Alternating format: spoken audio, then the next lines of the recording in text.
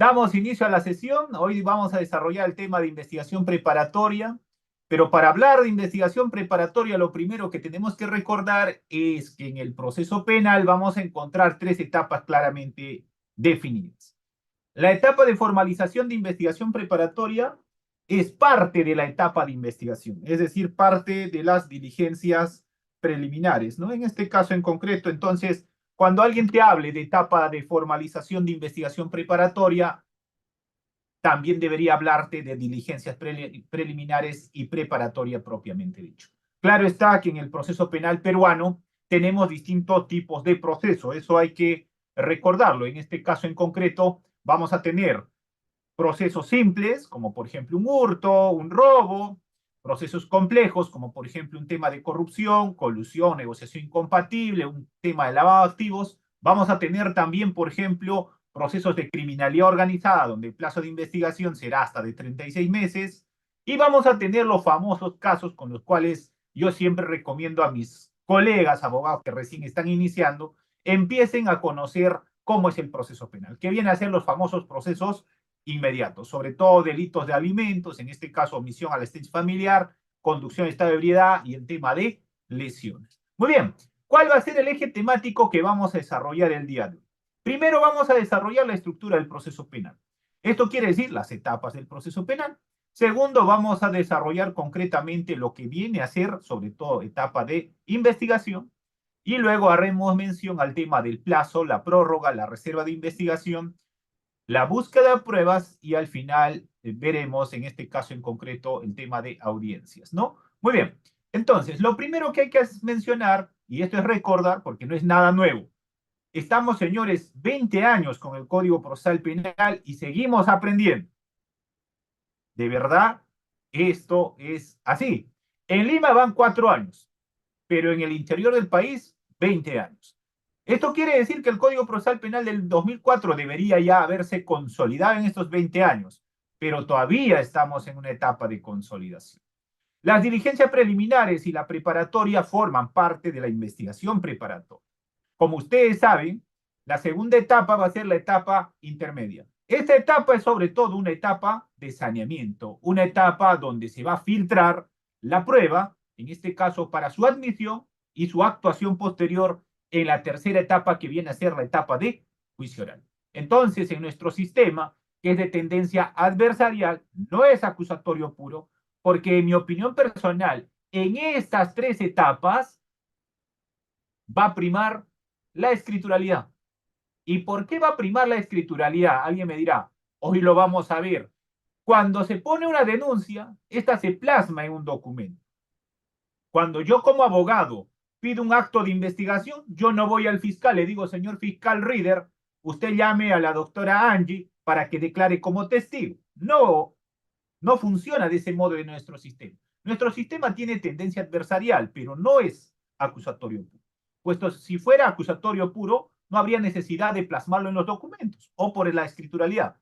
Entonces, en este sistema que tenemos, yo, si soy abogado defensor, tengo que presentar un escrito al fiscal si yo quiero que se haga un acto de investigación señalando utilidad y pertinencia. 337, inciso cuarto, si no me equivoco, el Código Procesal Penal. ¿Correcto? En el segundo momento, etapa intermedia, del mismo modo, en este caso en concreto, el fiscal presenta los cargos, la imputación, por escrito, o alguien ha visto una acusación oral. Alguien vio una acusación donde el fiscal va al juez y le dice, señor juez, esto es la imputación, los cargos, la pena, la reparación civil. No, primero presenta por escrito y luego este escrito hace que se limite incluso los sujetos procesales a lo que han escrito. Y en el tercer momento, que viene a ser juicio oral, del mismo modo, ¿sobre qué vamos a debatir? Vamos a debatir sobre algo que ha presentado el fiscal por escrito. O la imputación está en el aire. Tal vez yo estoy equivocado, pero yo lo veo de ese modo. El sistema que nosotros tenemos, casi el 80 o 90% es escrito. Entonces, ¿cuál es la primera recomendación, en mi opinión personal? Primera recomendación, hay que aprender a escribir. Hay que escribir claro y de forma concreta y sobre todo señalando la base legal. Muy bien, entonces, en este proceso penal, cuando hablamos de etapas del proceso penal, tenemos tres etapas claramente definidas. La primera etapa es etapa de búsqueda. ¿De qué? Yo quisiera saber qué es lo que vamos a buscar, estimados amigos. ¿Qué se busca en la etapa inicial? A ver, caja de comentarios o micrófono abierto. ¿Qué buscamos en la etapa inicial, etapa de investigación? ¿Qué buscamos? ¿Elemento de convicción? ¿Pruebas? ¿Qué buscamos? ¿Información? ¿Cómo se llama eso en el derecho probatorio? Lo que se busca son datos, lo que se busca son indicios, lo que se busca son hallazgos. ¿De qué? De un suceso que ha ocurrido en un determinado momento. Estos datos, indicios y hallazgos en conjunto, ¿cómo lo vamos a denominar? Lo vamos a denominar como elementos de convicción. ¿Correcto? Entonces, en la etapa de investigación, el fiscal y la policía, por eso yo inicié mencionando, si alguien ya tiene esa norma, porque yo no tengo esa norma, de que la policía realice investigación. Hoy mi clase entonces se va a centrar sobre todo a lo que está normado hasta el día de hoy. Cuando ingrese esta modificatoria haremos alguna aclaración, habrá otra clase donde se haga una diferencia entre otros. Muy bien, entonces, buscamos datos, indicios y hallazgos que han ocurrido en un determinado momento y que puedan servir para vincular a una determinada persona en el evento criminal. Estos datos, indicios y hallazgos tienen que recabar ¿quién? Tiene que recabar Ministerio Público con el apoyo de la policía. Esa es la función de la etapa de investigación. Entonces, la primera etapa está referido a la búsqueda y obtención de datos, indicios y hallazgos, pero no puede ser a cualquier costa. Esta búsqueda de datos, indicios y hallazgos tiene que estar limitado con el respeto de los derechos fundamentales. Cuando se obtenga un dato, un indicio o hallazgo con violación de derechos fundamentales, esta podrá ser expulsada del proceso, porque podría ser considerada como prueba ilícita. ¿Qué pasaría, por ejemplo, si hoy se me ocurre, yo soy el fiscal que está investigando un caso, y donde Reader es, por ejemplo, el investigado, y se me ocurre hoy día hacer, ingresar a su departamento de Reader y llevarme su equipo de computadora, su teléfono, sus documentos? ¿Será legal ello? ¿Será legal que yo vaya al departamento de Reader y me pueda llevar su equipo electrónico sin que exista ninguna autorización judicial? No, ¿cierto? ¿Ese acto qué podría ser? ¿Un acto ilícito o irregular? Un acto ilícito, ¿correcto? Pero podría ser acto irregular otro tema, por ejemplo. Tenemos una videocámara, hemos recabado la información, esto es una información documental, pero no le hemos comunicado al abogado para la visualización. Pregunta, ¿ese acto de la visualización será prueba ilícita o prueba irregular? Será prueba irregular, por tanto, esta puede convalidarse o nuevamente puede efectuarse, pero no lo va a anular, porque en este caso en concreto la base es la obtención del documento, la grabación fílmica. Eso se ha hecho legalmente. Por ejemplo, el fiscal ha ordenado, recábese la videocámara de tal centro comercial. Lo ha dispuesto, muy bien, pero no ha señalado fecha y hora para la visualización. Sin embargo, la policía ha visualizado. Ese acto de la visualización, en mi opinión personal, puede ser que yo esté equivocado, por eso les digo, es acto irregular, pero no es prueba ilícita. Entonces, la primera etapa está referido a esta búsqueda de datos, indicios y hallazgos con respeto de los derechos fundamentales. Por eso hoy yo no voy a hablar mucho de la policía. Cuando entre la modificatoria, ahí hablaré de la policía, si ellos saben o no saben. Esta noche no voy a hablar de eso. ¿Correcto? A ver, hay dos manos alzadas, Reader. ¿Puedes, por favor, darle micrófono? Sí, doctor, normalmente se equivocan cuando levantan la manito, así que Ah, al ya. finalizar la clase. Gracias, Ya. doctor. Muy bien, correcto. Entonces, vamos avanzando. Entonces, en este proceso, en este modelo que nosotros tenemos tres etapas claramente identificadas. Y esto es lo que tienes que saber. En la etapa inicial, para litigar correctamente, en mi opinión personal, el abogado tiene que hacer una defensa activa. Aquel abogado que se está durmiendo, como por ejemplo así, esperando que llegue el archivo, lo más probable es que va a perder su caso. ¿Por qué, señores? Porque este modelo que tendemos de tendencia adversarial implica actuación. No puede ser un abogado quieto. Aquí tienes que buscar como abogado, duda o insuficiencia probatoria. Para eso, por ejemplo, una actuación que tienes que hacer será, pues, concurrir, suponlo en tu código, en tu libro, en tu cuaderno de apuntes, que debes concurrir sí o sí a la declaración de testigos. El abogado que no concurre a la declaración de testigos, por favor, mejor no litigue. ¿Por qué? Porque esa información es clave en esta primera etapa que viene a ser etapa de investigación. Cuando el fiscal lo cite al testigo, cuando el policía lo cite al testigo y obtenga información que viene a ser hechos de lo que ha observado, de lo que ha percibido, tiene que ingresar de forma libre. Tiene que ingresar de forma libre. Ustedes no me dejarán mentir. La policía en algunos casos introduce la información o el mismo fiscal en el interrogatorio en algunos casos introduce la información. ¿De qué modo? Primero, queriendo hacer interpretación de lo que el testigo dijo. Eso es lo que has querido decir, ¿no? De ese modo a veces el fiscal o el policía introduce. Cuando un abogado concurra a una declaración en esta primera etapa, debe controlar primero ese punto. ¿Cuál? Que la información ingrese de forma libre conforme el testigo ha narrado. Si el testigo no sabe hablar, su problema, pues así se tiene que plasmar. Y el abogado justamente está ahí para que se respete ese punto. Segundo punto en la etapa de investigación. Por eso yo te mencionaba, anota en tu código, en tu cuaderno de apuntes o en tu agenda. A la diligencia de toma de declaraciones debo concurrir sí o sí, porque ahí empieza ¿qué?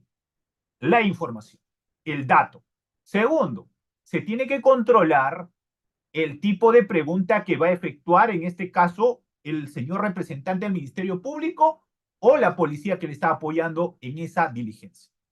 Si tú no concurres a una declaración testimonial, lo más probable es que va a hacer preguntas sugestivas, va a hacer preguntas compuestas, con los cuales va a querer obtener información. Pero cuando tú concurras en esta etapa de investigación, controles el tipo de pregunta, y para esto yo te doy la base legal, ya muchas veces he dado, ya hay varios colegas que también están replicando. Yo recuerdo que con Juan Ortiz empezamos este tema hace unos 4 o 5 años, era el 170.6 y el 119.2 y el tema de las objeciones en etapa de investigación. Entonces, la base legal, ahí está, toma nota, 170.6 y el 119.2. ¿Para qué? Interrogatorio directo en etapa de investigación, es decir, en diligencia preliminar y la preparatoria. Cuando tú concurras entonces como abogado litigante en esta etapa, tendrás esta facultad de qué? De controlar que la información entre de forma libre y además respetando el aspecto formal que el Código Procesal Penal señala en el 170.6 y el 119.2. Ahora, también en esta etapa, por eso voy a mencionar luego cómo inicia todo esto, también en esta etapa es importante tener claro lo siguiente. Hay muchos colegas que presentan el apersonamiento y luego presentan un escrito para que el fiscal le autorice para que participe en la diligencia.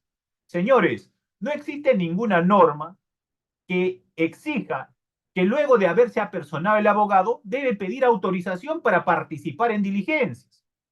Es decir, una vez que tú te has apersonado, una vez que tu cliente te ha dado facultades para que puedas representarlo, no es obligatorio que tú nuevamente presentes un escrito diciendo, señor fiscal, autorízame para participar en A, B, C diligencias.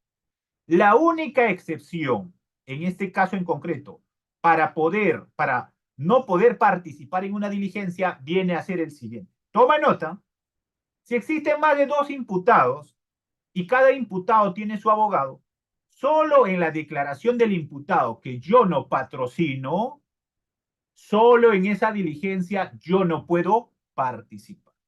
¿Cuál es la base legal? Justo acá voy a agarrar el código de mi amigo Oscar. Justo me ha dado un código, estuve el sábado dando una clase, me ha dado un código nuevo. Y si no me equivoco, está en el artículo 84. A ver, ¿alguien me puede ayudar con la lectura del artículo 84? A ver, ¿alguien me puede ayudar con el artículo 84?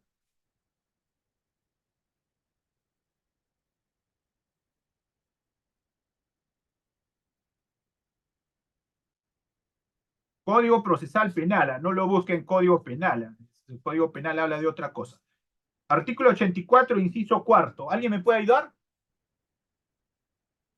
Código procesal penal, artículo 84, inciso cuarto. Ya saben, estimados colegas, si van a interactuar es con cámara activa. Doctor Luis Cova, adelante, por favor. Buenas noches. Gracias. Buenas noches. Artículo 4. No, Participar en todas las diligencias, excepto en la declaración prestada durante la etapa de investigación por el imputado que no defienda. muy bien. Entonces, amigos, tomen nota de eso. ¿Ah? Estamos hablando de preparatoria. Mañana te citan a una declaración, tú tienes que tener base legal. La única diligencia al cual no puedes no, en el cual no puedes participar es cuando existen más de dos investigados y cada uno tiene su abogado. En esa declaración del investigado que tú no patrocinas, en esa es la única en la que no puedes participar. En todas las demás, puedes participar sin necesidad de pedir autorización, porque estás haciendo uso del derecho de defensa de los intereses de tu patrocinado. Muy bien. Ahora, a ver, ahí creo que una mano alzada. Luego voy a hablar de la reserva de la investigación, ¿correcto? Eso es otro tema, eso es otro tema. Muy bien. A ver, ¿veo una mano alzada? No, ¿no? Listo. Entonces, en el proceso penal vamos a tener, como ustedes vieron, tres etapas. Etapa de investigación que se subdivide en diligencia preliminar y la pre. Luego tenemos etapa intermedia y tenemos la etapa de juicio oral. Ahora, ¿cuál es el otro punto que tú tienes que conocer para que puedas litigar correctamente? Tienes que saber tipos de proceso. Y esto es importante porque esto no te enseña ni a la universidad, ni Dispénseme, Reader doctor. te va a enseñar. Dispénseme, doctor Henry. Tengo un participante, Carlos Mezquida, creo, A que ver. está tomando fotos a la pantalla. Lamentablemente lo tendremos que retirar del Zoom y también de Uriápolis. Sí, Adelante, sí. A ver. gracias. Sí, sí. No, pues chicos, tienen que respetar. Pues si no respetamos, entonces entramos en una arbitrariedad. No, no, no. Aquí las reglas se cumplen, ¿ah? Si no, son retiradas, porque aquí venimos a aprender. Puede ser que yo me equivoque, pero puede ser que te sirva lo que te voy a mencionar, ¿correcto? Muy bien. ¿Continúo, Reader?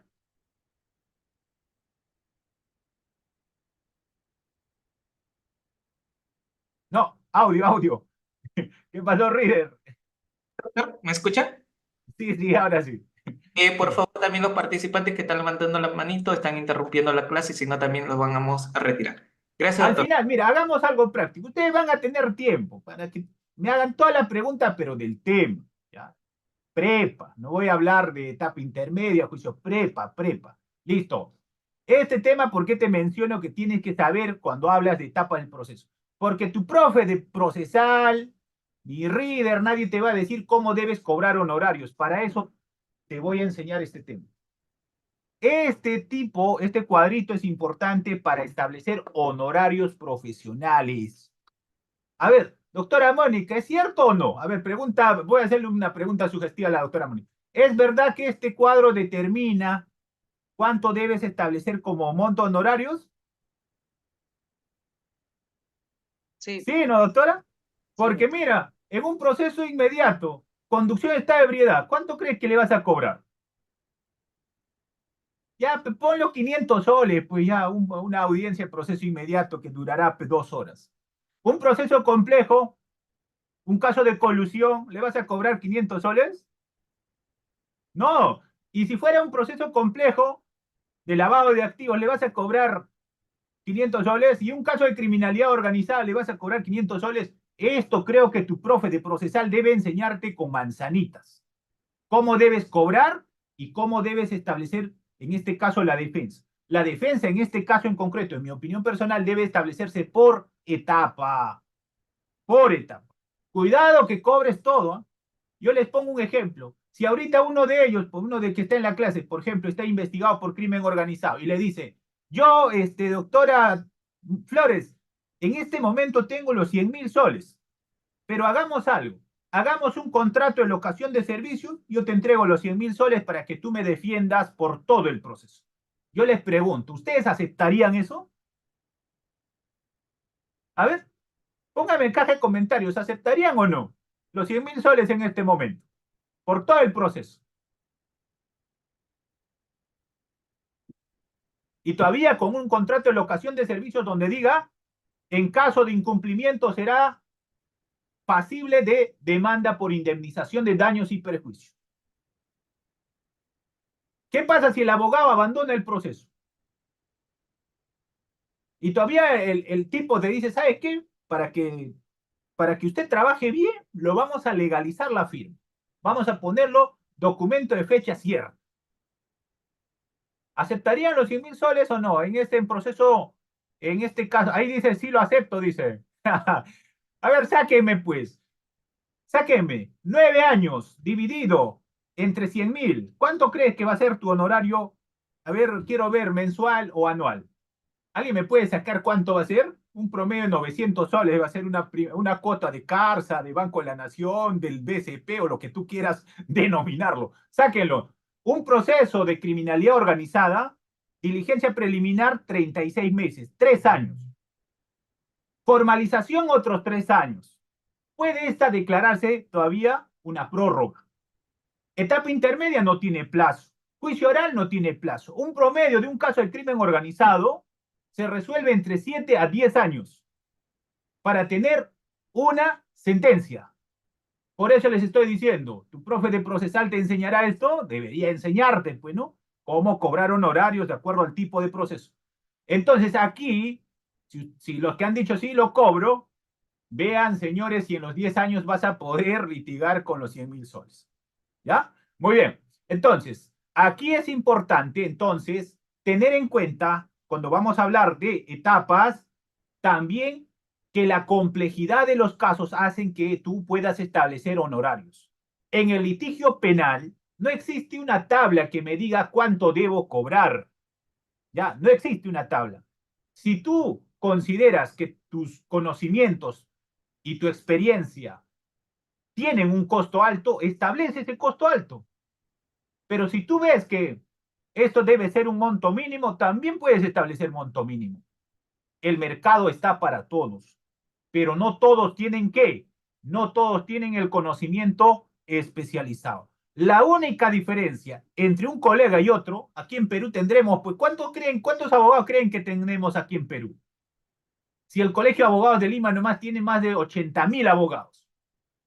A nivel nacional, ¿cuánto habrá? No sea. Raider, ¿cuántos colegas seremos? Si solamente el colegio de abogados, yo soy el 53.571. Que yo sepa, el año pasado cuando fui a votar, había algo de 80 o 90.000 abogados en el colegio de abogados de Lima. Entonces, la única diferencia que va a establecerse para establecer honorarios es el conocimiento especializado que tenga. No todo el mundo tiene conocimiento especializado en crimen organizado, por ejemplo, o en delitos complejos. Por eso mi recomendación para mis amigos colegas, abogados que recién están egresando, empiecen por lo básico. Primero conozcan bien cómo es el sistema, cómo se litiga para que poco a poco vayan escalando. ¿Correcto? Y esto es la forma más común y más simple. Un proceso inmediato por conducción, un proceso inmediato por omisión a la asistencia familiar, luego pasar tal vez a procesos un poco más complejos y de ese modo. Hay también colegas que se dedican, conozco, solamente se dedican a etapa de investigación, es decir, a diligencia, y hacen bien su labor. Pero no todo el mundo tampoco está capacitado para asumir un caso a nivel de juicio oral, es decir, para ser, como yo siempre le he mencionado a Reader, para ser cirujano del derecho. O todo el mundo está capacitado para hacer cirugía legal. Todo el mundo sabe contraexamen avanzado. Todo el mundo desacredita a un médico legista, a un psicólogo forense, a un perito contable. ¿Qué pasaría si ahora yo te pongo un médico legista? ¿Podrás hacerle cirugía legal? Tal vez le vas a hacer un toque, pero no va a ser suficiente, ¿cierto? Para litigar, tú tienes que convertirte en experto.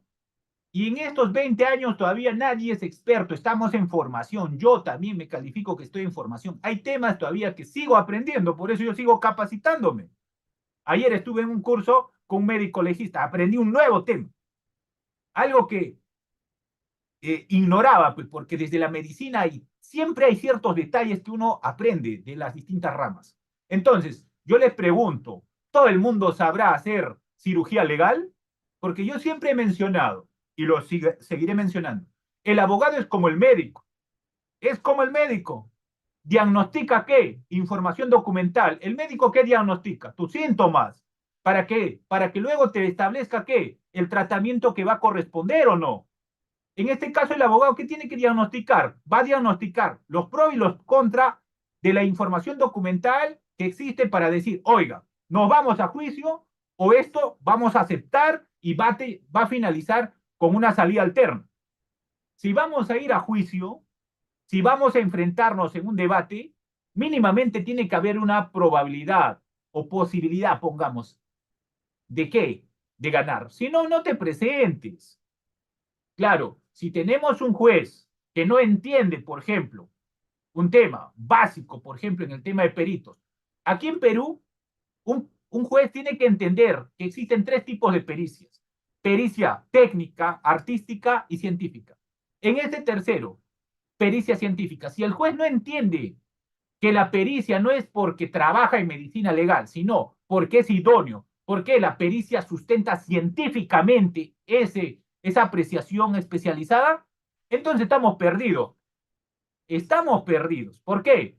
Porque acá los criterios Dauber deben aplicarse porque ya existe una jurisprudencia de la Corte Suprema. Yo creo, en mi opinión personal, sobre todo los abogados deberíamos estar capacitándonos en esos temas. Muy bien, entonces, volviendo a este tema, la etapa de investigación, en mi opinión personal, es el corazón para la fiscalía. ¿Por qué el corazón? ¿Alguien me puede decir? ¿Por qué el corazón?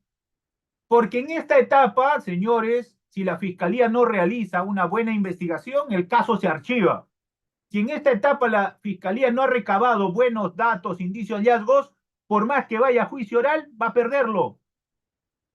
Para mí, en mi opinión personal, esta etapa de investigación es trascendental.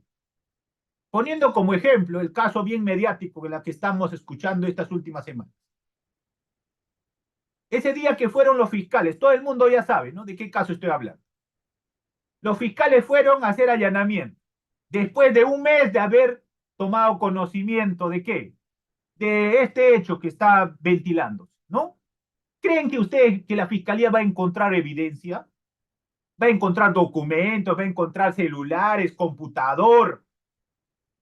¿Va a encontrar en este allanamiento? No, pues. Por eso la etapa más importante es investigación. Claro, este caso es un caso mediático, pero creo que ha sido muy tarde la reacción de la fiscalía. Segundo punto de crítica para la fiscalía. En este allanamiento los fiscales estaban en el parque, ¿no? En la avenida, estaban esperando que llegue el abogado. ¿Por qué no han ingresado a la vivienda y esperaban dentro de la vivienda al abogado? Otro tema, cierto, importante.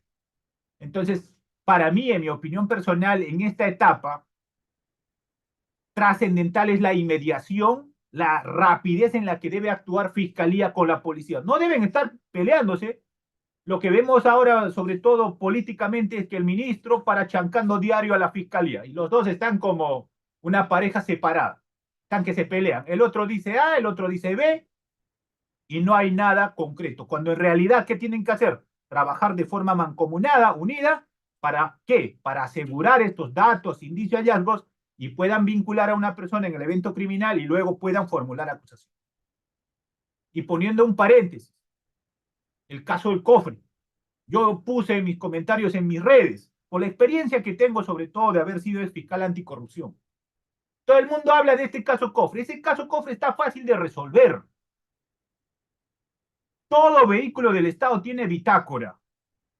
Todo vehículo del Estado tiene que tener un cuaderno que registre dónde estuvo, a qué hora estuvo en tal lugar, quién estaba conduciendo, cuántos kilómetros recorrió, todo. Entonces, en este caso, por ejemplo, del cofre, es facilísimo. Yo lo puse y quiero poner también como ejemplo en esto.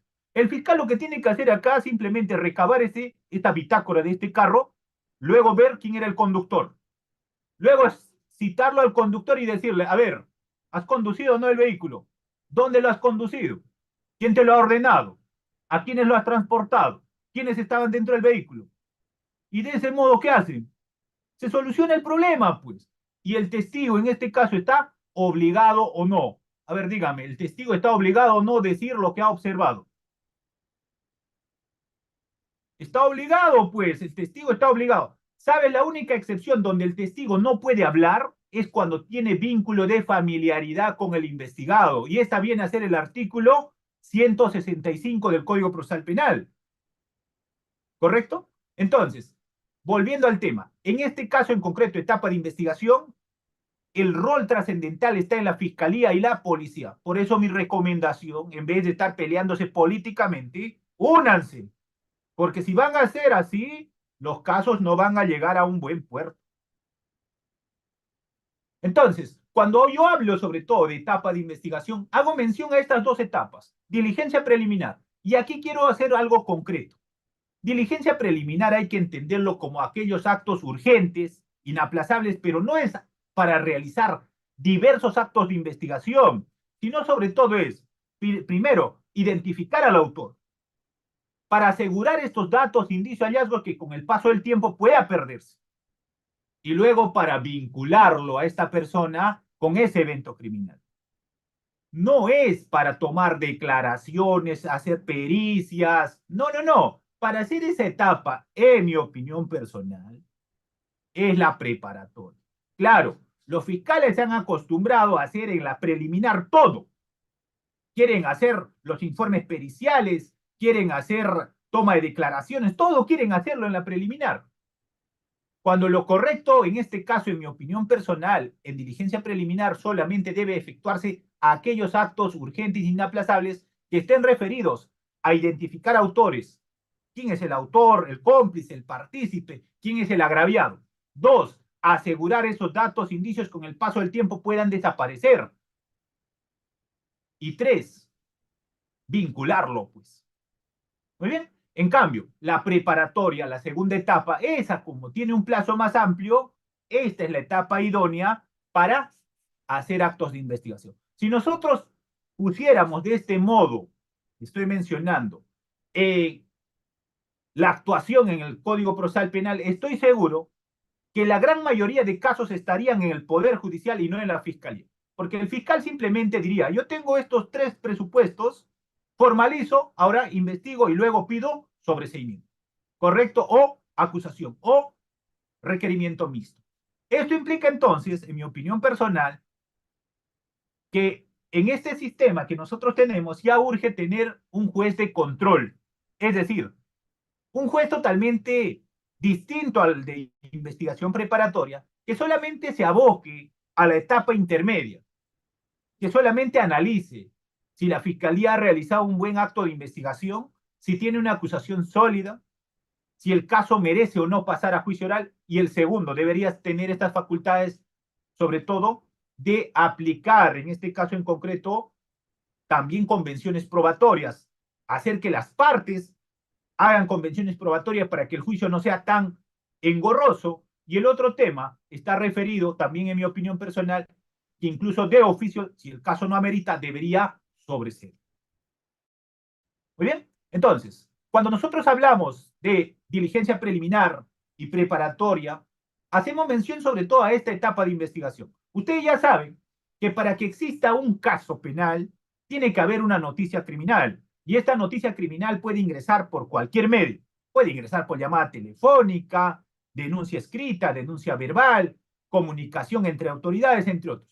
Pero lo más importante, a partir de esa noticia criminal, será sobre todo ¿qué? Será la calificación. ¿Correcto? La calificación. Y esa calificación, justamente, en mi opinión personal, es el filtro a nivel del Ministerio Público. Y hoy en día, con la modificatoria que ya existe, el fiscal tiene 24 horas para hacer ¿qué? Para hacer la calificación. Entonces, mis amigos de la fiscalía seguramente están bien estresados, pues, ¿no? Porque antes algunos fiscales se demoraban una semana, 15 días, a más, para aperturar diligencia preliminar. Hoy en día, con esta modificatoria, 24 horas, y si no lo hiciera, en mi opinión personal, el fiscal estaría cometiendo una falta administrativa. Pues no, que podría ser pasible ¿de qué? De una queja funcional. Muy bien, listo. Entonces, aquí también es importante mencionar. El gran problema, en mi opinión personal, está en la comunicación en esta etapa de investigación. ¿Cuál? La comunicación entre la policía y la fiscalía debe ser directa. ¿Cómo? En mi opinión personal, ese formalismo de presentar por escrito debería estar en el segundo nivel.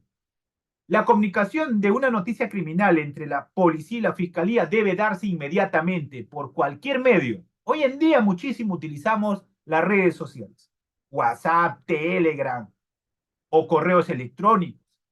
Cuando el policía tenga contacto con una noticia criminal, el que debe trasladarlo es el policía inmediatamente al fiscal. ¿Para qué? Para que este señor, por eso yo mencionaba al inicio, si hay o no esta modificatoria, para que este señor fiscal, como titular de la acción penal, realice la calificación y pueda disponer lo que corresponde. En este caso en concreto, esta disposición debe ser comunicada a la policía dentro de las 24 horas para que pueda ayudar a efectuar los actos de investigación. Muy bien, entonces para mí en esta primera parte, que es etapa de investigación, diligencias preliminares, el punto más trascendental viene a ser la calificación. Yo no voy a hablar, como ya mencioné, de la policía cuando salga esa norma, si en qué sentido saldrá, habrá otro curso donde haremos un cuadro comparativo, donde debatiremos si la policía está calificada, está preparado o no para calificar, entre otros. Muy bien, eso no va a ser el día de hoy. Entonces aquí, sobre todo, hay que tener en cuenta lo siguiente. Cuando el Ministerio Público realice esta calificación, acto seguido tiene que expedir una disposición. Y esta disposición tiene una base legal, ¿no? En este caso en concreto. Esta disposición puede establecer que la investigación se lleve a cabo en sede fiscal, es decir, que el mismo fiscal conozca el hecho, que el mismo fiscal realice los actos de investigación.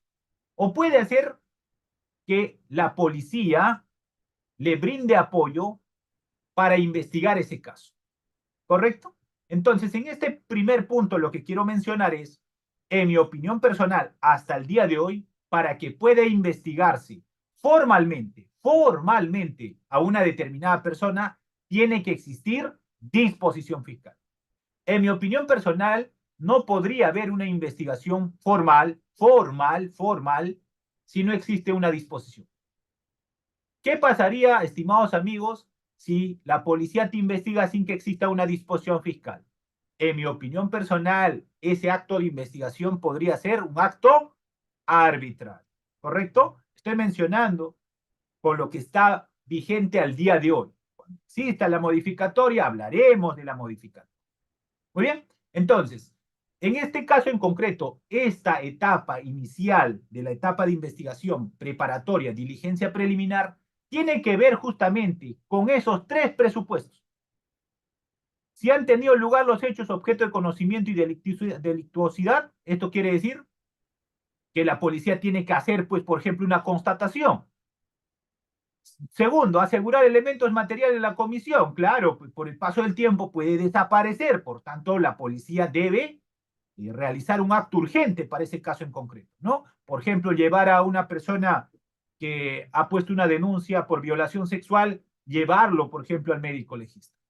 Y el tercero está referido a individualizar a las personas que están involucradas en este hecho, como autor o como cómplice. Eso viene a ser diligencia preliminar.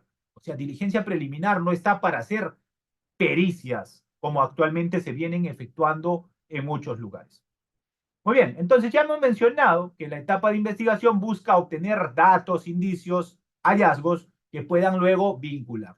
Pero en esta etapa de investigación, el fiscal actúa bajo un principio de objetividad. ¿Qué quiere decir? Es algo similar al juez, que tiene que recabar ¿qué? Estos datos, indicios, hallazgos de cargo y de descargo. Es decir, aquellos datos, indicios que puedan servir para imputarle una presunta responsabilidad de una persona, así como datos, indicios, hallazgos que puedan eximirlo de esta responsabilidad. Pero este principio de objetividad, en mi opinión personal, solo está en la etapa de investigación.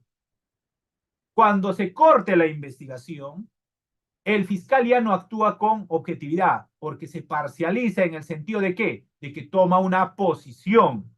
Por eso muchos abogados dicen, en algunos casos he visto, en este caso en concreto, lo siguiente. ¿Por qué el fiscal no ha traído ese medio de prueba, ese dato, ese elemento de convicción que está en la carpeta? Es porque los abogados aún no han entendido que cuando corta la investigación el fiscal ya no actúa con el principio de objetividad, sino toma una posición acusatoria de imputación. Por tanto, el trabajo del abogado en esta etapa es justamente, si la fiscalía ha recabado ese dato, ese indicio que pueda servir para eximir su responsabilidad de su cliente, él tiene que ofrecerlo. Y aquí un ejemplo. Por ejemplo, en delitos sexuales, estimados colegas, como había mencionado al inicio, aquel abogado que no hace defensa activa está muerto. Así es. En mi opinión personal, la gran mayoría de casos sentenciados en delitos sexuales con defensa pública es porque no presentaron pericias de parte. En mi opinión personal. ¿Por qué? Porque en este tipo de delitos, en mi opinión personal, el abogado tiene que hacer defensa activa. Tiene que presentar pericia, por ejemplo, podría ser psicológica forense, podría ser de psicología del testimonio, podría ser médico legista. Pero si no presenta esta pericia de parte, lo más probable es que va a haber condena. Ahora, también hay que mencionar que en esta etapa de investigación, cuando tú eres abogado defensor y quieres presentar un perito, tienes que tener en cuenta lo siguiente. Se tiene que acreditar ante el fiscal al perito. Y acreditar implica presentar un escrito señalando los datos del perito y además anexar los documentos que prueben o que acrediten que este es un perito. ¿Qué quiere decir esto? Es presentar, por ejemplo, el CV del perito, es presentar su registro de especialista, es presentar su registro que lo acredita como perito. Entonces, recomendación en este punto, sobre todo en etapa de investigación, es, si tú como abogado defensor vas a hacer defensa activa y vas a presentar perito, recuerda que tienes que acreditarlo primero. Segundo, debes anexar el CV y debes presentar su habilitante, su colegiatura, su registro de especialista, entre otros, para que el fiscal lo acoja. Es decir, primero en la etapa de investigación el fiscal tendrá que decir, téngase por designado como perito de parte a tal persona. Y aquí quiero precisar algo más. La norma señala que debo presentar dentro de los 5 días de haber sido designado el perito oficial. Muy bien, pero ese es un aspecto formal, en mi opinión personal, que no puede restringirme, en mi opinión personal, al derecho a probar. ¿Qué pasaría? Y yo quisiera preguntarles a ustedes, ¿qué pasaría si yo no presento dentro de los 5 días?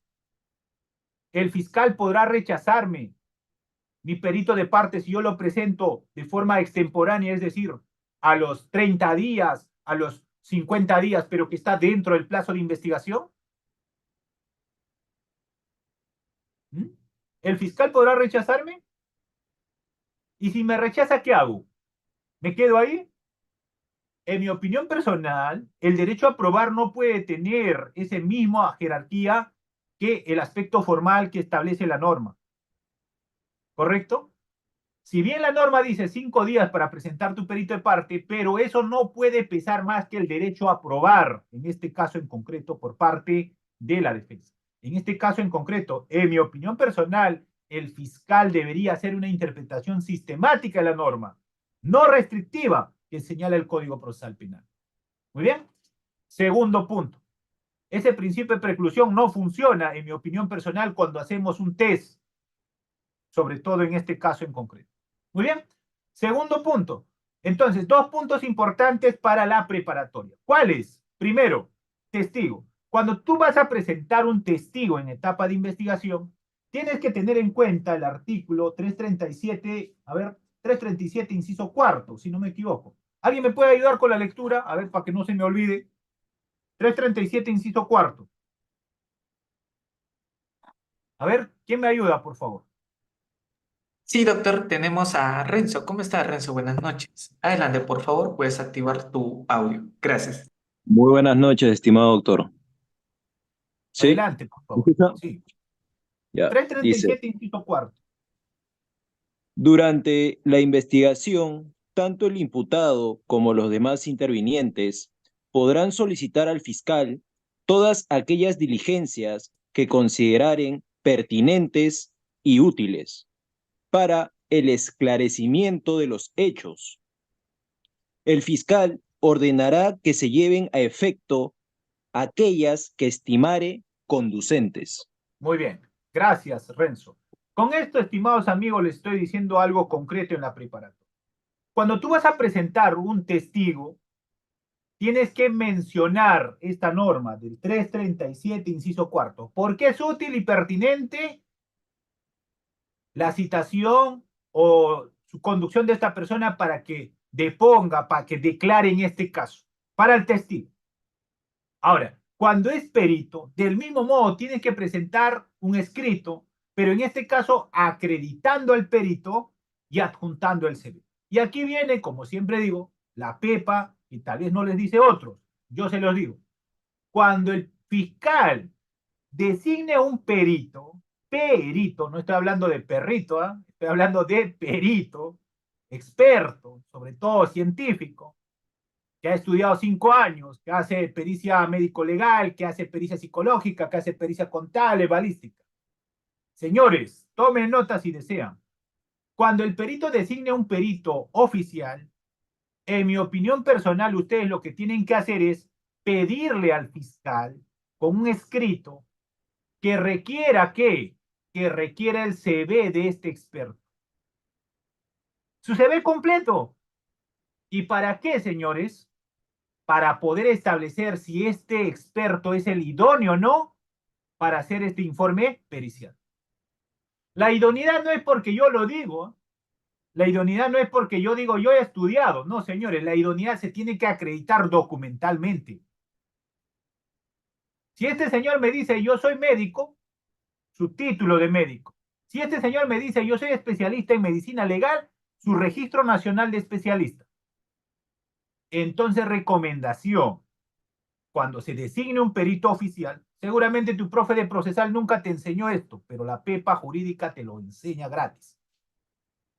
Cuando el fiscal designe un perito de cualquier especialidad, sobre todo científico, presenta tu escrito y pídele, señor fiscal, 337, inciso cuarto, ¿es útil, pertinente para qué? Para acreditar qué? La idoneidad de este experto. ¿Dónde? ¿Dónde lo voy a cuestionar la idoneidad? ¿Alguien me puede decir dónde lo voy a cuestionar la idoneidad de un experto? En el juicio oral. Déjalo que haga ese señor la pericia, pero en el juzgamiento le vas a hacer ver que este no es el idóneo. El primer punto de ataque en juicio oral para un perito es la idoneidad. El segundo punto de ataque es la cientificidad del informe. Y el tercero, el interés en el resultado. ¿Correcto? Muy bien. Entonces, ¿queda claro hasta aquí? ¿Queda claro cómo deben presentar a los testigos, a los peritos en etapa de investigación? A ver, póngame en caja de comentarios. ¿Sí o no? ¿Sí? Otro punto.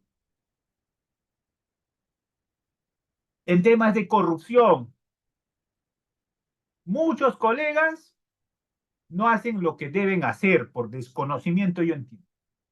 Contraloría hace su informe de control, manda a Fiscalía Anticorrupción y el abogado está esperando esto, que llegue la acusación.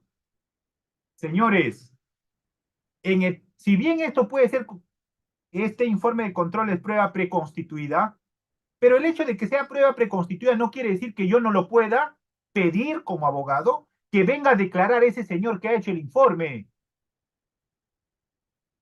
En etapa de investigación, puede ir a declarar el médico, el psicólogo, el testigo. Así que no existe restricción alguna, no existe una norma que diga, no, un perito no puede ir a declarar, un experto no puede ir a declarar. Y en este tipo de casos, sobre todo de prueba preconstituida, ¿cuál es la clave? Otra pepa jurídica. Cuando tú vas a litigar con temas de órganos de control o contraloría, recomendación, tienes que tener tu testigo experto. ¿A quién le llevarían ustedes como testigo experto? A ver, ¿le llevamos a Reader? ¿Le llevamos a Reader como testigo experto? A ver, ¿a quién le llevamos como testigo experto? ¿Le llevamos a la doctora Mónica? Testigo experto, uno que tenga experiencia, conocimiento especializado, por ejemplo, en contrataciones del Estado. Si tú llevas a un árbitro, llevas a un experto en contrataciones, primero, ¿para qué? ¿Cuál es la chamba que tiene que hacer aquí? Si tú litigas en estos temas, primero, antes que metas la cuchara como abogado, primero pídele un informe técnico. ¿Informe técnico de quién? Del experto. Y luego que tengas el informe técnico, entras con tu conocimiento especializado. ¿Para qué? Para que pidas, en este caso en concreto, que pueda concurrir este personal de Contraloría para que pueda explicar si esa tiene o no relevancia penal. Los señores de Contraloría dicen, hay indicios, indicios. Yo tengo ahorita mi perito experto que me dice, mira, con estas jurisprudencias de OCE, ellos, su trabajo, pues, ¿no? Me dicen, esta interpretación sistemática que se hace en esta norma, me lleva a tal conclusión, listo, ahora sí, que venga y le vamos a interrogar. Claro, si no haces así, lo más probable es que nos vamos a ver ¿dónde? Nos vamos a ver en juicio oral. ¿Correcto? Entonces, litigar en etapa preparatoria implica, en mi opinión personal, trabajar con expertos.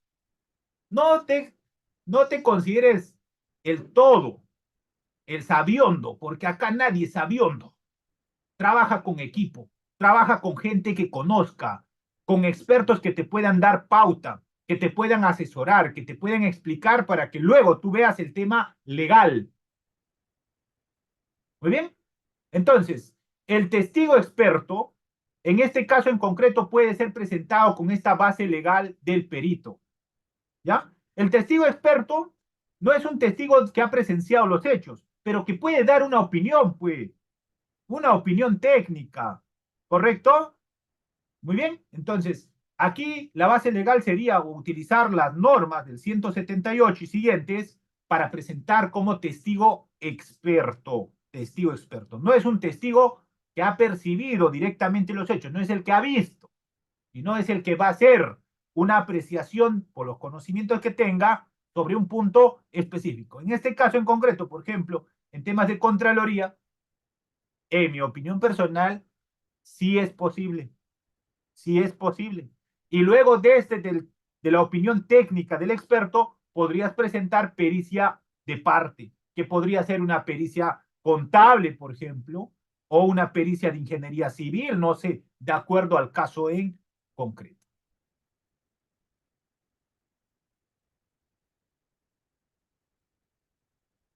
Entonces, en la etapa de investigación, y esto ya, creo que ya no voy a hablar de esto, porque va a traer mucha controversia, ¿no? Creo que ya esto cuando salga la norma vamos a comentar.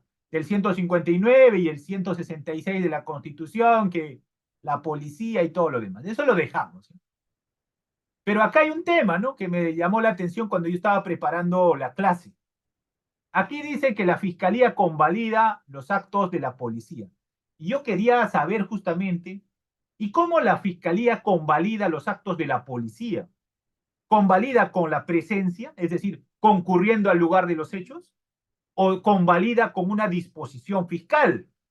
En mi opinión personal, la convalidación implica hacer, en mi opinión personal, puede ser que esté equivocado, con una disposición. O alguien puede convalidar por la simple presencia. La presencia que va el fiscal porque ya el policía realizó actos de investigación, llegó el fiscal y ya está convalidado. ¿Así será? ¿Alguien me puede decir cómo convalida los actos de la policía la fiscalía? ¿Tendremos algún colega, ex colega fiscal?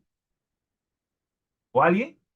En mi opinión personal, esta convalidación de los actos que realice la policía, en mi opinión personal, debería ser con una disposición fiscal y evaluando sobre todo si esos actos de investigación urgentes, inaplazables que ha realizado la policía, le ha realizado, primero, tomando en cuenta o garantizando la dignidad de las personas. Segundo, derechos fundamentales de la persona.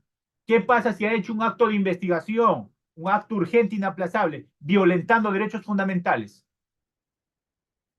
¿El fiscal lo convalidará? No, yo creo que el fiscal podría decir, no, ese acto de investigación yo no lo convalido. ¿Y cómo podría ser? En mi opinión personal, debería ser con una disposición fiscal. No creo que sea la convalidación con la sola presencia del fiscal. Y otro tema importante, esto es lo que está en el código, porque el año pasado se modificó este tema. La policía manda su informe policial, artículo 332, inciso 2.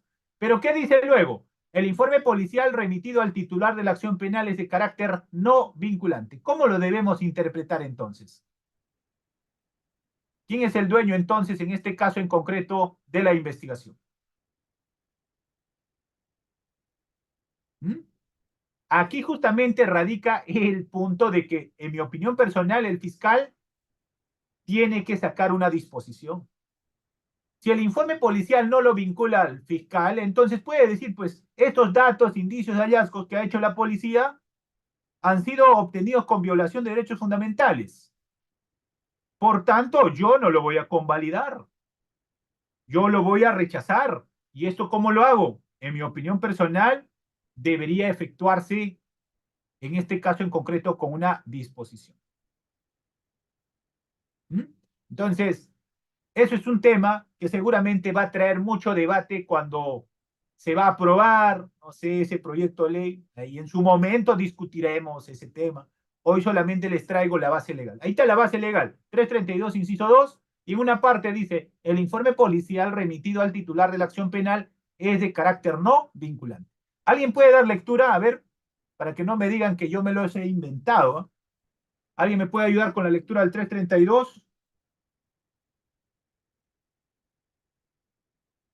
Inciso 2. A ver, Reader, ¿tenemos algún Tenemos a apoyo Oscar, para este caso? pero lamentablemente no se le da pase al audio porque es solamente con cámara activa. A ver, prenda su cámara para que ustedes mismos lo escuchen. A ver, artículo 332, inciso 2, ¿qué dice?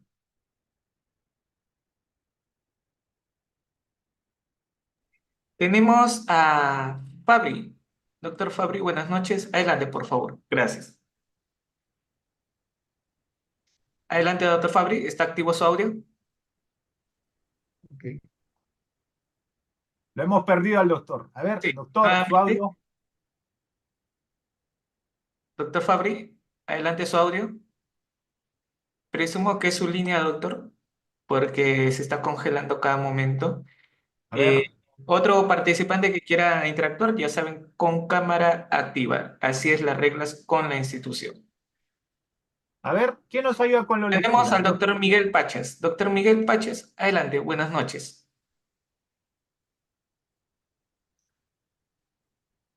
Doctor Miguel Paches, nuevamente su audio. Bienvenido. No No le tiene audio. escuchamos. Sí, No hay no tiene audio. audio. No tiene audio. Vamos a dar pase a Rivas. A Adelante, ver, bienvenido. Doctor, buenas noches con todos. buenas noches. ¿Me escuchan? Sí, adelante. Sí, doctor. Ya, artículo 332, inciso 2, ¿no, doctor?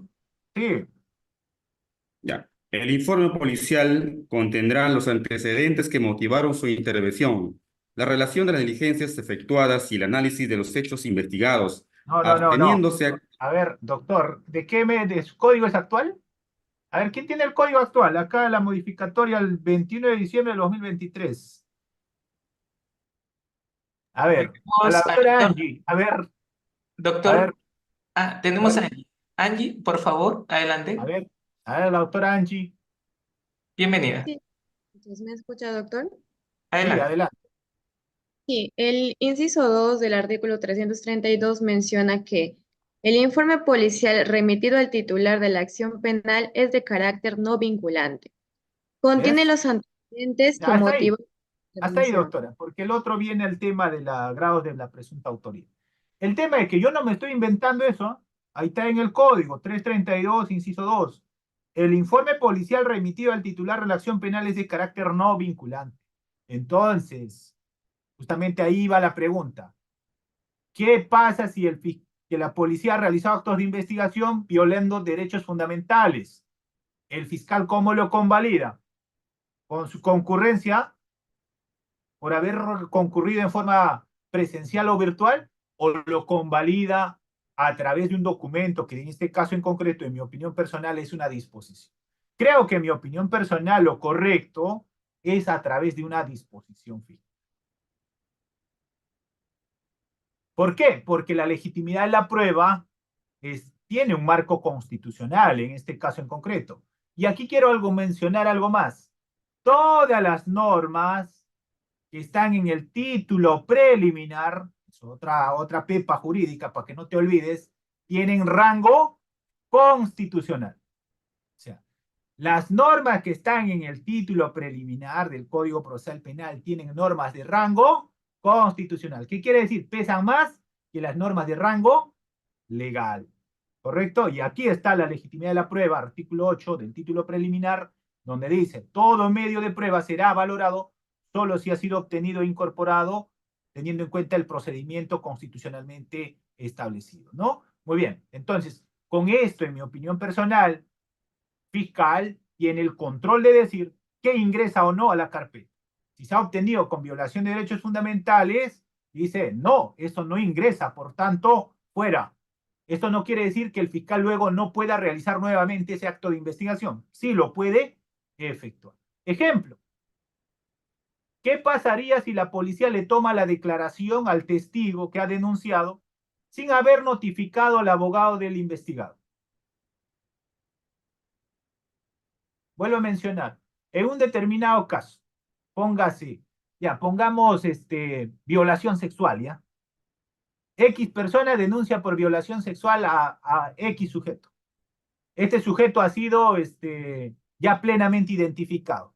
Y la policía le toma la declaración de la agraviada sin haber notificado al abogado defensor. Pregunta, ¿ese acto de investigación que ha realizado, tomar testimonio a la agraviada, el fiscal lo va a convalidar con su presencia o el fiscal debería declararlo nulo con una disposición fiscal? ¿Mm? ¿Cómo va a ser ahí en este caso en concreto? ¿Cómo va a ser el fiscal? En mi opinión personal, lo que tiene que hacer el fiscal es, oiga, ¿sabe qué? Se ha tomado testimonio violentando el derecho de defensa del investigado. Por tanto, una disposición fiscal y declararlo nulo. Por eso, en mi opinión personal, tiene que ser con disposición fiscal. Con disposición fiscal. ¿Ya? Muy bien. Vamos. Vámonos entonces concretamente al punto 2, ¿no? En este caso en concreto que viene a ser ya preparatoria propiamente. Antes de eso, porque ya que estamos hablando de etapa de investigación, hay que hablar en este caso de la prórroga, porque el otro tema que me han pedido es la prórroga. Señores, esto hay que señalar de forma tajante. La prórroga no tiene base legal en la preliminar. ¿Ya? ¿O alguien me puede encontrar una base legal? No, señores, la prórroga no tiene base legal. La prórroga tiene como base legal la preparatoria. ¿Ya? Entonces, si un fiscal, esto es mi opinión personal, si un fiscal quiere investigar un caso y dice, ¿sabe qué? Los 60 días no me alcanza, esto tiene que hacerlo justamente este cálculo de plazo en la calificación. Si yo veo que los 60 días va a ser corto, lo que tengo que establecer es un plazo mayor a los 60 días, pero con una sola disposición. Puedo establecer un plazo de 80, de 90, máximo de 120 días. Pero para eso, ¿qué voy a tener en cuenta? Voy a tener en cuenta la complejidad del caso. ¿Correcto? Tres elementos que habrá que tener en cuenta en este caso en concreto, 334 creo que es, si no me equivoco, o 342, a ver, déjenme ubicar.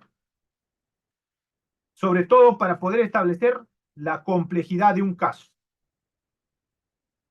Entonces, el fiscal lo que tiene que hacer en este punto específico, en mi opinión personal, no es prorrogar. Algunos fiscales hacen prórroga, otros ponen ampliación.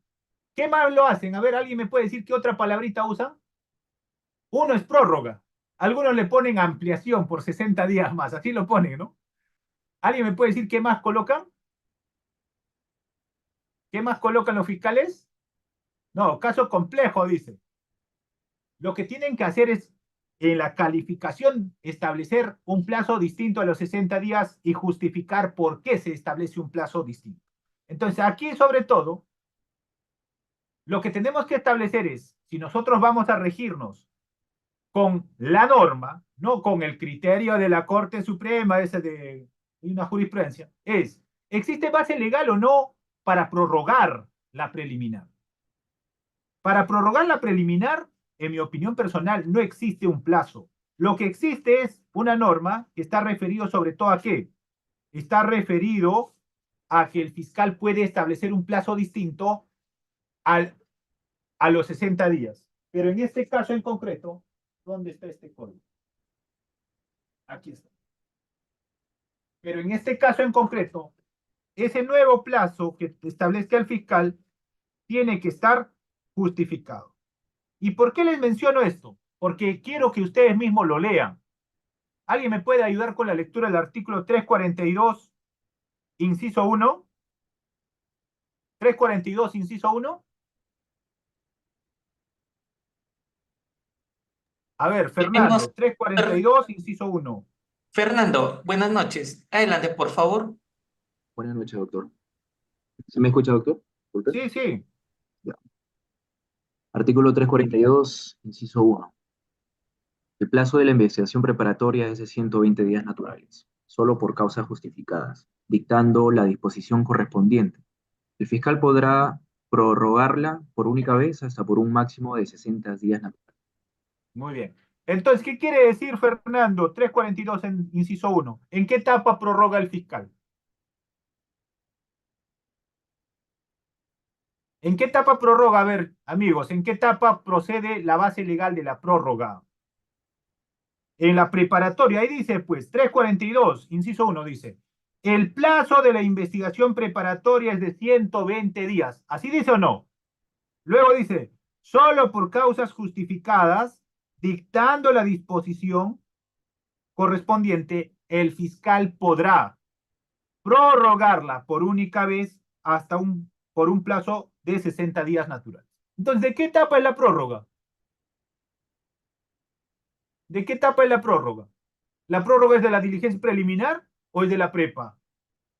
En mi opinión personal, es de la prepa. Es de la prepa. ¿Y por qué mencionaban antes que el fiscal sí puede establecer un plazo distinto, pero desde la calificación, es decir, estableciendo una sola disposición? ¿Alguien me puede ayudar con la lectura del 334, inciso 2? 334, inciso 2. Facultad discrecional, me dicen. O sea, acá el fiscal hace lo que quiere. Facultad discrecional quiere decir que hace lo que quiere. No, señores, acá tenemos que basarnos en la norma. Muy bien, vamos. ¿Quién me ayuda con el 334, inciso 2?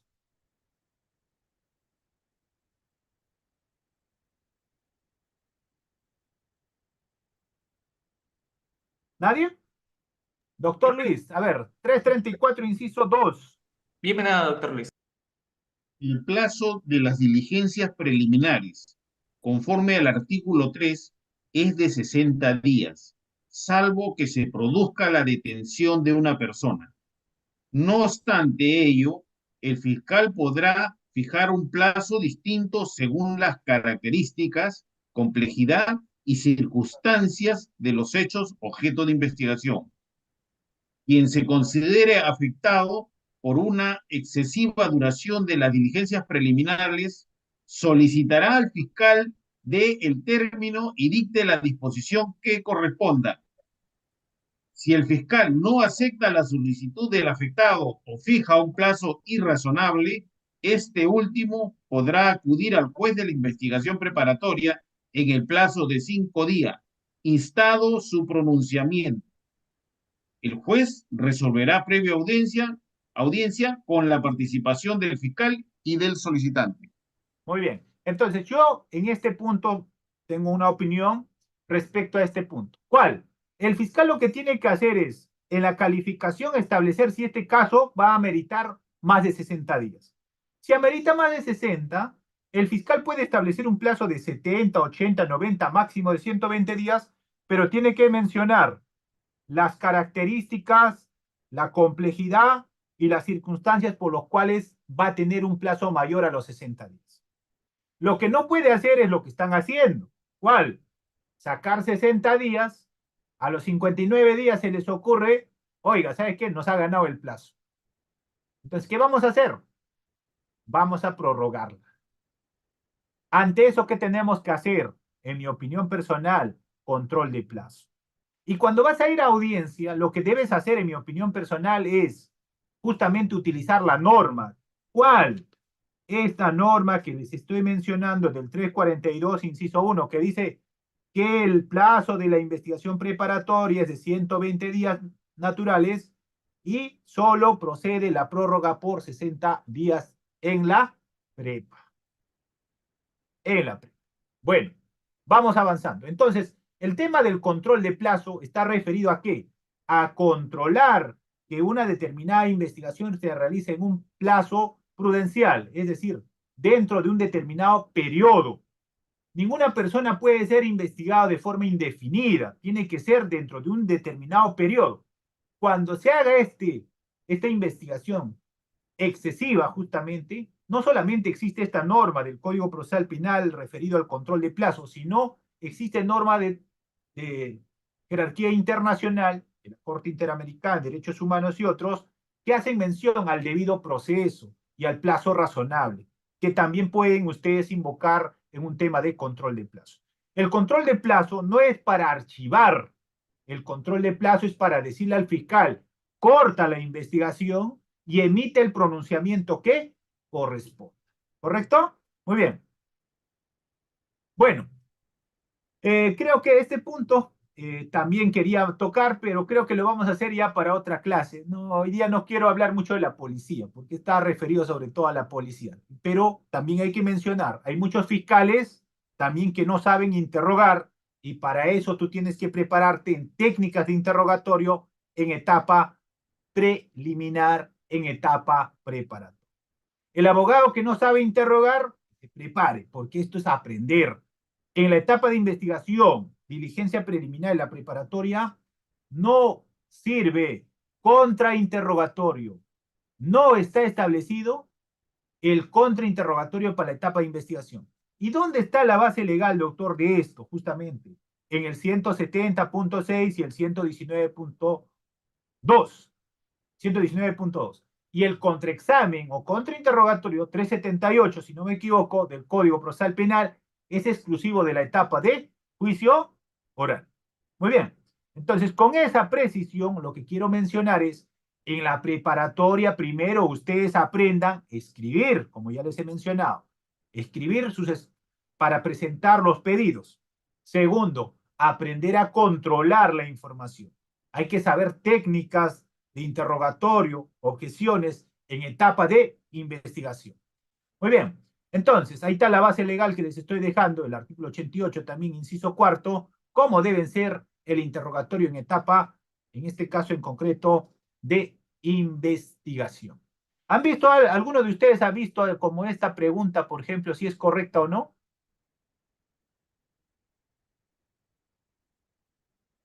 A ver, la pregunta 7, ¿ustedes objetarían o no? A ver, la pregunta 7, ¿objetarían o no? ¿Objetarían o no la pregunta 7? Dice, precise usted si apreció que los sujetos que habría actuado en su agravio se encontraban bajo los efectos del alcohol o alguna otra sustancia. ¿Ustedes objetarían o no? Así hace la fiscalía, hace así la pregunta, ¿no? También la policía. No sé, creo que puse ahí un nombre de un fiscal. Bueno, pues chicos, ya me van a disculpar, pero eso es lo cierto. Ya, lo vamos a correr, creo que el corazoncito, vamos a correrlo el corazoncito. A ver.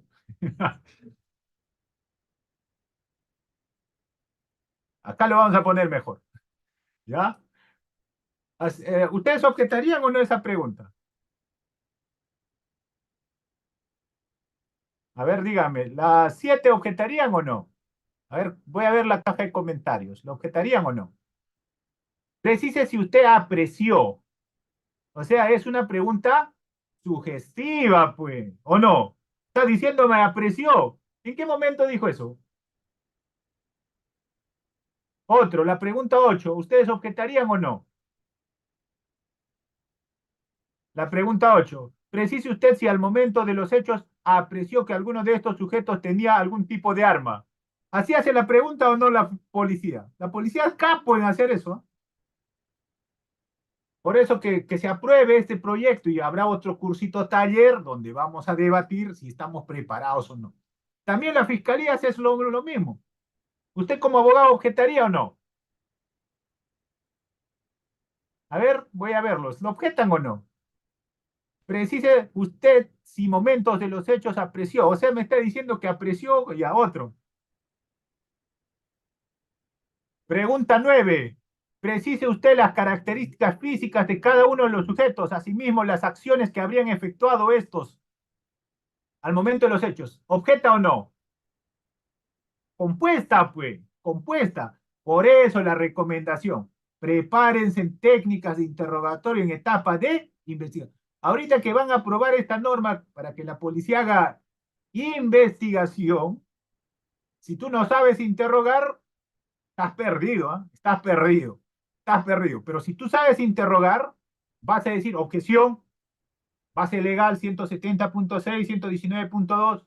Reformula tu pregunta, comparito. Así de fácil. ¿Mm?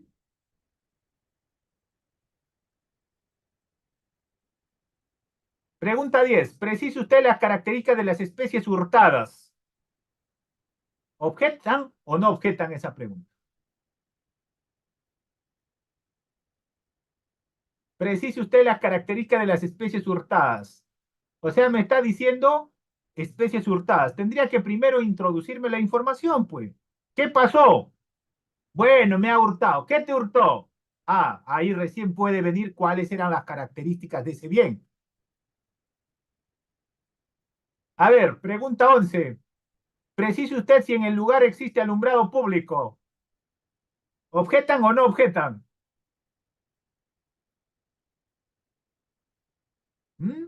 Precise usted si en el lugar existe alumbrado público. Existe alumbrado público. E incluso esto es hipotética. Puede ser materia de objeción. A ver, pregunta 12. Precise si usted tiene conocimiento de la existencia de las cámaras dentro de la discoteca Pecados.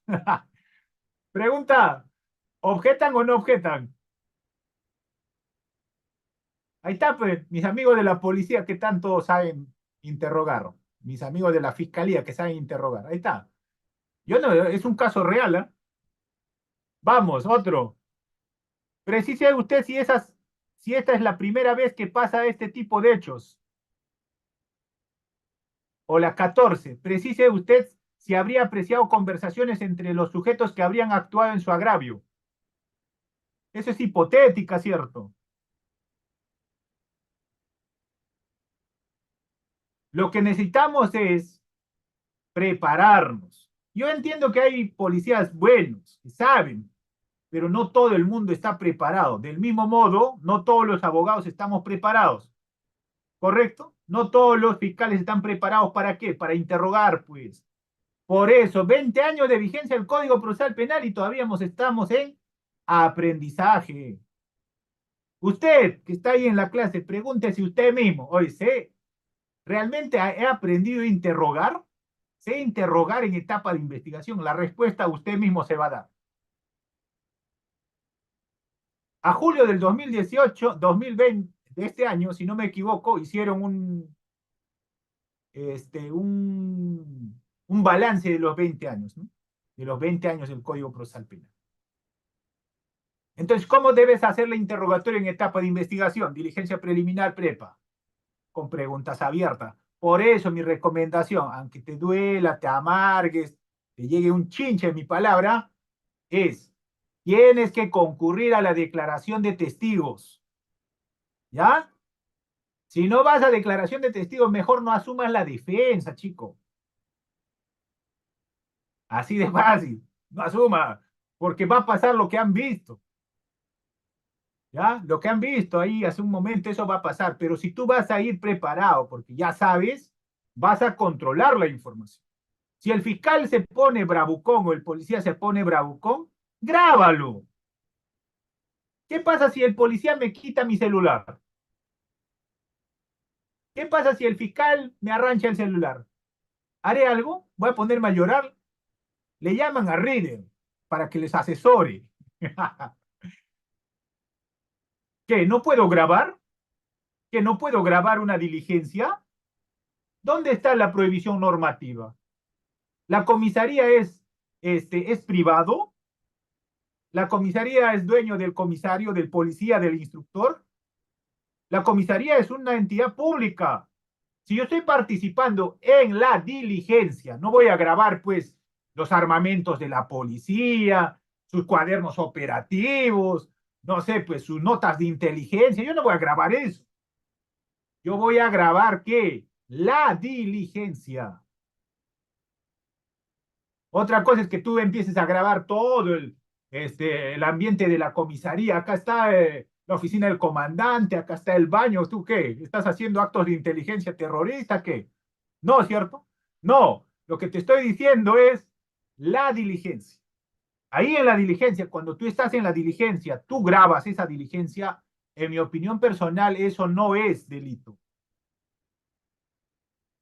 ¿Mm? No es delito. No es delito, ¿por qué? Ahí eres interlocutor, pues, eres interlocutor. Si el policía te quita el celular o el fiscal te quita, denúncialo. Primero por hurto, directo por hurto. Ya, segundo, inspectoría al policía y a control interno al fiscal, así de rápido. Y que demuestre que grabar en esa diligencia, grabar la diligencia, yo no te estoy diciendo que grabes las instalaciones de la comisaría, eso sí, claro, estoy diciendo grabes la diligencia, tiene amparo legal o no para decir que eso es prueba ilícita. Si yo soy el interlocutor, que estoy participando como abogado y estoy objetando las preguntas de la fiscalía o del policía y no me hace caso, yo le digo, pregunta sugestiva, aquí está la base legal, 170.6, 119.2, y no me hace caso, no hay otra. Graben la evidencia.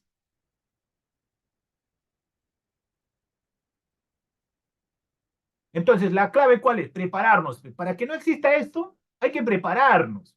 Usted como abogado, como fiscal, como policía, prepárese. ¿Cómo? Aprenda a hacer interrogatorio directo. Interrogatorio. Si el abogado no sabe interrogar, dile, doctor, vamos a suspender un ratito, ¿ya? Lea su código. Préstale tu código. 5 minutos de tolerancia para que lea bien cómo debe hacerlo el interrogatorio. Si el policía no sabe, hay que enseñarlo. Señor policía, por favor, ¿puede leer usted esta norma, por favor? Y luego continuar.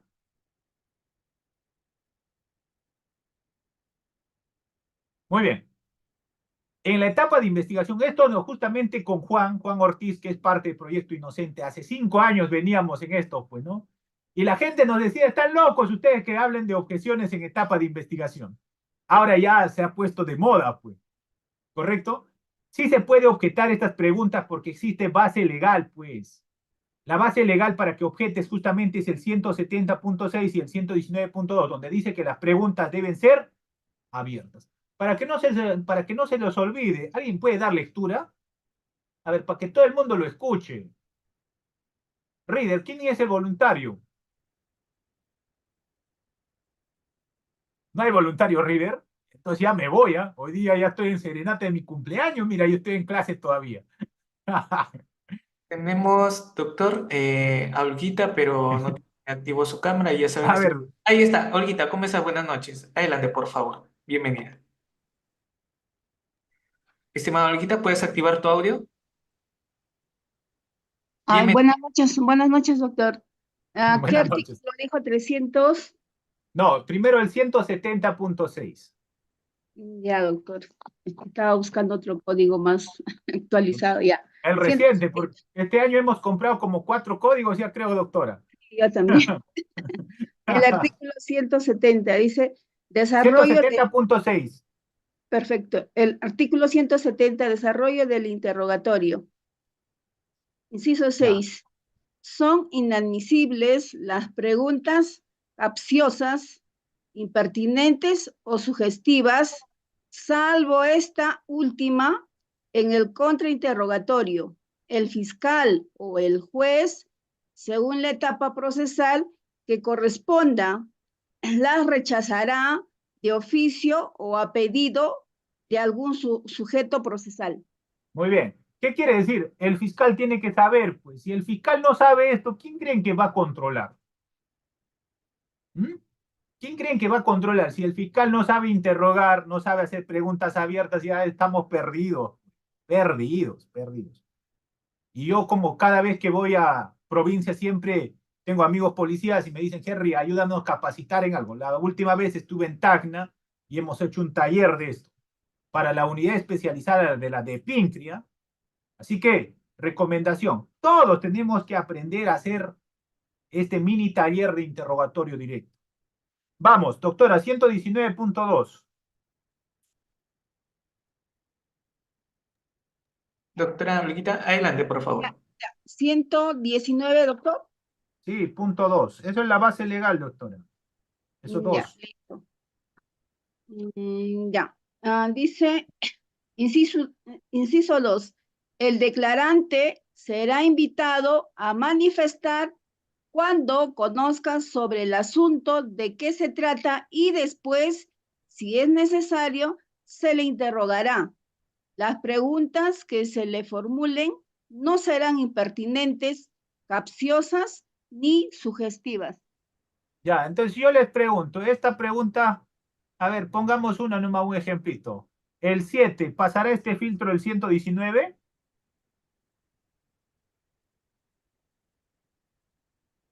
¿Pasa o no el filtro del 119? Punto 2. Precise usted si apreció que los sujetos que habrían actuado en su agravio. ¿Pasa o no el 119.2?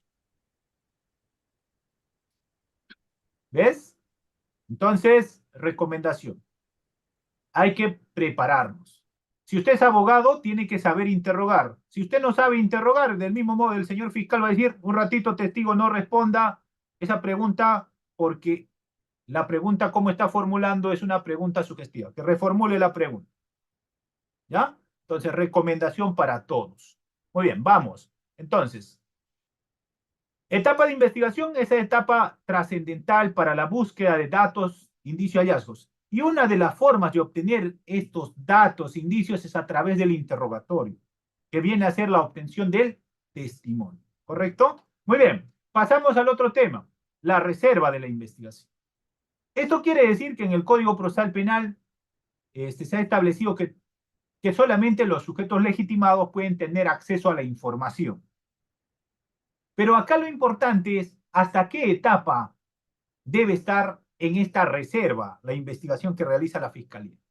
En mi opinión personal, hasta el momento que corta la investigación preparatoria.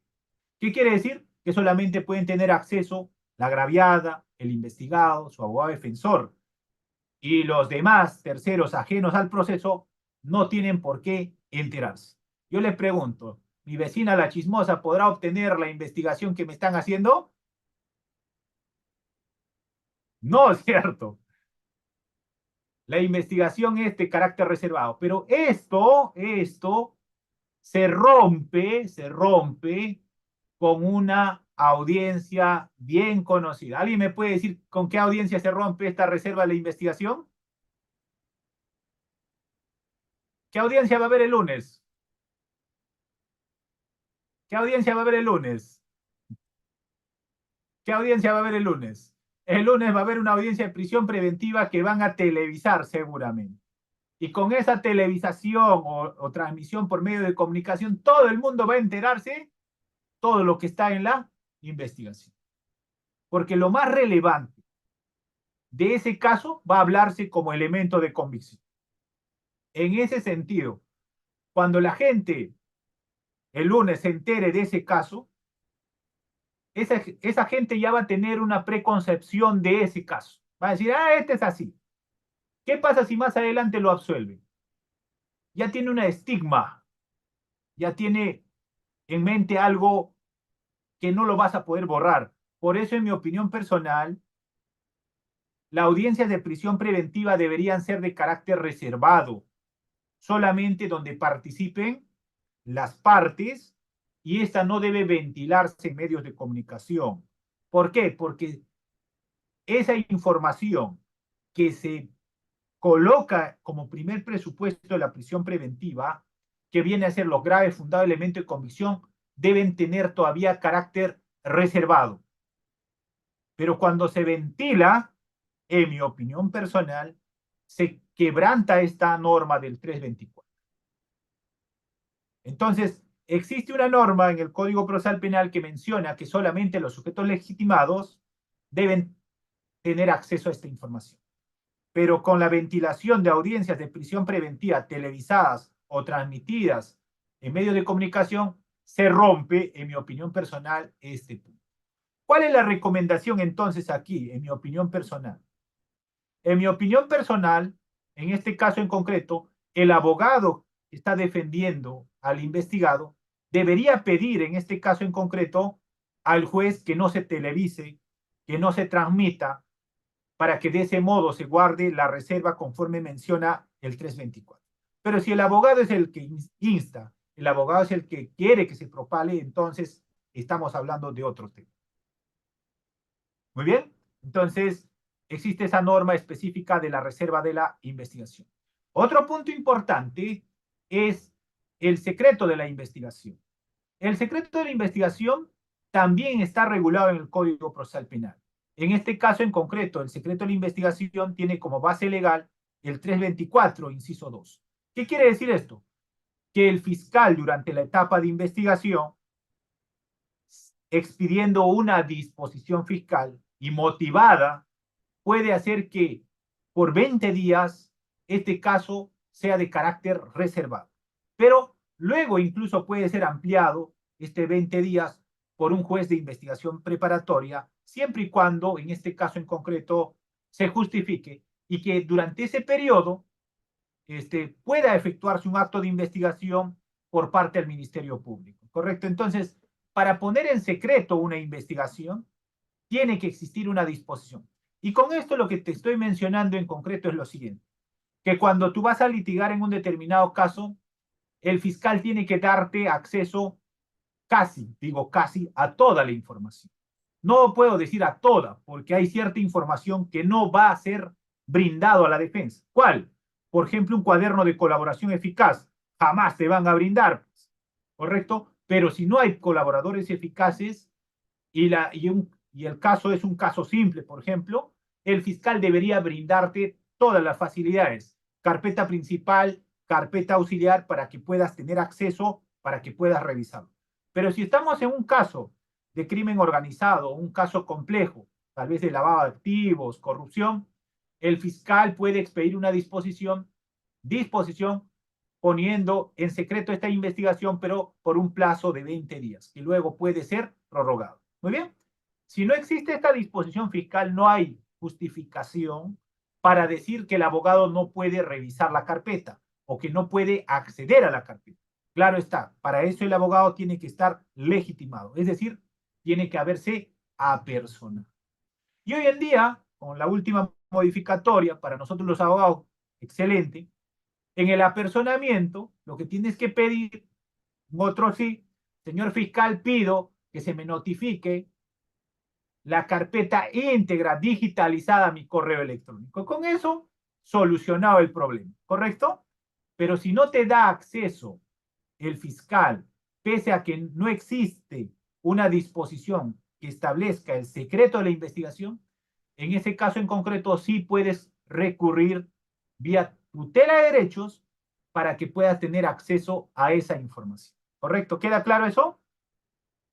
¿Queda claro? Muy bien. Entonces, en ese punto quiero mencionar entonces, en mi opinión personal, el secreto de la investigación se rompe en la etapa de la conclusión de la investigación preparatoria. Cuando el fiscal diga, concluí la investigación, ahora formulo acusación, formulo requerimiento mixto o formulo sobreseimiento, esta ya puede ser de conocimiento público. ¿Por qué? Porque ya no hay nada más que investigar. Muy bien, entonces, formalización de investigación preparatoria es etapa idónea para hacer actos de investigación. Claro, si nosotros lleváramos este lenguaje al aspecto práctico, yo estoy seguro que el Poder Judicial se estaría quejando de todo. Se estaría quejando. Habría sobreabundancia de carga a nivel de la etapa de formalización. Creo que eso podría ocurrir si es que el fiscal solamente dice, bueno, diligencias preliminares son para actos concretos, formalizo, comunico al juez y sigo investigando. Ahora, como comuniqué al juez, ese caso tiene que resolverse con etapa intermedia, es decir, sobreseimiento, acusación o requerimiento mixto. Muy bien, entonces, esa precisión. Ya para finalizar, entonces, en esta etapa de investigación preparatoria, también mencionar que el fiscal tiene que evaluar estos elementos de convicción para poder comunicar al juez. Un caso penal tendrá entonces naturaleza formalmente con carácter judicial cuando se formalice investigación preparatoria. Para eso ya tiene que haber una sospecha, pues, ¿no? Una sospecha simple, mínimamente, que nos lleve de que esta persona es autor o partícipe o cómplice de un determinado evento criminal. Para eso tiene que haber, ¿qué? Indicios, pues, que lo vinculen. ¿Correcto? Muy bien. Entonces, en este cuadro, finalmente, nosotros vamos a ver la prepa. La prepa inicia con una disposición y la prepa también, como han visto al inicio, tiene plazos distintos. Procesos simples, tendremos 120 días naturales, procesos complejos, 140 días, procesos de criminalidad organizada, 3 años, 36 meses, y esto va a variar de acuerdo al tipo de proceso.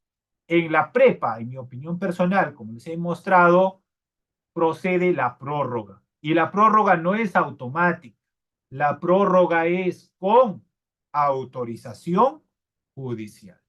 Muy bien. Listo.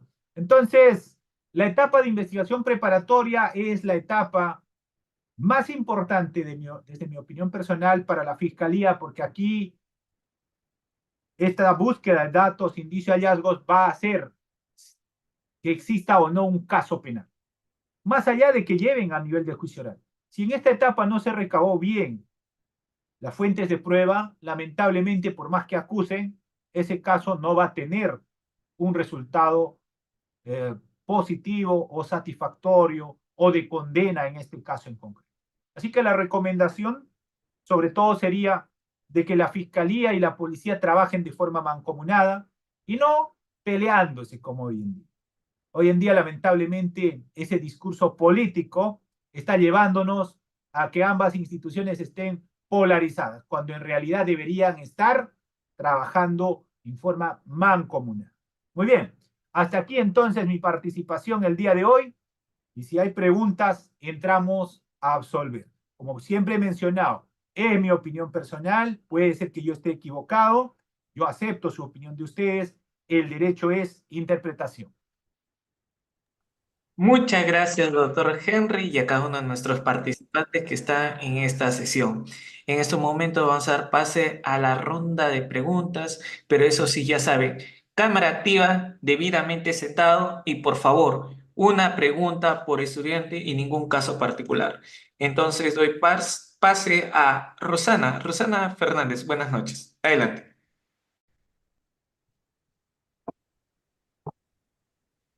Muy buenas noches, ¿me escucha? Sí, adelante. Me escucha, muy buenas noches. Muy buenas noches, doctor. Una pregunta. Quería saber si las pruebas los resultados de una pericia, si es que no es notificado a pedido de parte, tiene una implicancia sobre la nulidad de dicha pericia. A ver, entiendo lo siguiente, que la Fiscalía ha realizado un informe pericial y no te han notificado, ¿correcto? Sí, doctor. Ya. Eso no es causal de nulidad, eso es un acto irregular que puede convalidarse. ¿Ya? Eso no va a llevar a la nulidad. Lo correcto para la Fiscalía es, cuando se realice un informe pericial y se tenga el resultado, deben correr traslado a la defensa. Eso es lo correcto. Pero si no lo han hecho de ese modo, ese acto no es causal de nulidad. Ese es un acto irregular que puede convalidarse. Muy bien. Listo. Siguiente, doctora. Muchas gracias, doctor. Damos pase a Luz Santa. Luz Santa María. Adelante, por favor. ¿Puedes activar tu audio? Bienvenida. Buenas noches, doctor. Mi consulta es la siguiente. Un La poquito parte más agraviada. alto, ¿no? Un poquito más la voz, por favor. Acércate al micro, por favor. Ya. Mi pregunta es la siguiente. Si la parte agraviada en etapa de diligencia preliminar ha presentado un video prueba, nosotros como abogados podemos acceder a la copia del video. Claro, siempre y cuando ese video primero se haya visualizado. Primero la Fiscalía tiene que hacer una diligencia de visualización de ese video y luego el abogado del investigado puede pedir la copia. Todo lo que está en la carpeta puede ser ya de solicitud por parte de la defensa, ¿correcto? Pero primero tiene que darse esa diligencia. Y te voy a poner como ejemplo, ¿ya? Para que puedan entender. Imagínate que se ha hecho una prueba anticipada. Se ha grabado en audio y video. Tocamientos indebidos. Se ha hecho la transcripción. Yo como abogado, ¿qué necesito para mi pericia de credibilidad de testimonio? Necesito el informe pericial, necesito la grabación y necesito la carpeta. Por tanto, lo pido ese audio o esa grabación fílmica con audio. Procede, pero siempre y cuando se haya realizado primero el acto de investigación sobre ese material documental. Siguiente. Muchas gracias, doctor. Doctora Mónica, buenas noches. Adelante, por favor. Muchas gracias. Buenas noches, doctor. Previo a su onomástico, gracias por estar con nosotros, doctor. Gracias. No, gracias, doctora, gracias.